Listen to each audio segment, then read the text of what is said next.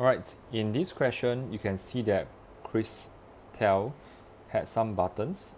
She sewed 1/6 of them on some cushion covers and 1/9 of the remaining buttons. And when you see the keyword remaining, you know that it's remainder concepts and you either do branching or pull down. Let's continue. 1/9 of the remaining buttons on some dresses. After buying 378 more buttons, she had as many buttons as she had at first. How many buttons did she sew on the dresses? Right, so in this case, because of this last sentence, there is some indication that tells you that to find the final answer is not so direct, because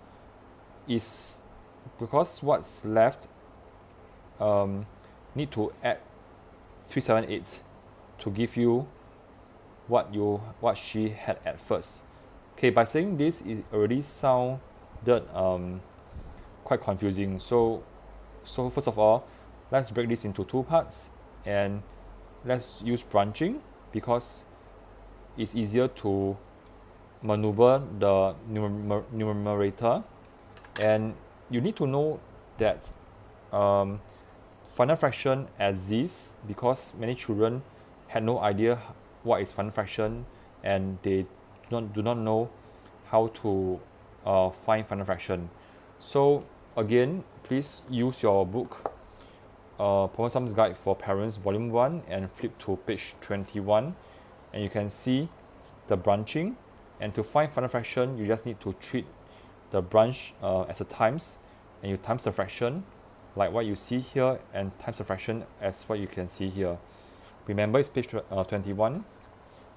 So by following the example, we take 5/6 times 1/9 to find 5 over 54, which means that there are 54 units at first, and 5 out of 54 units goes to the dresses, and 5/6 times 8/9, which is 40 over 54. So out of 54 units, there are 40 units left.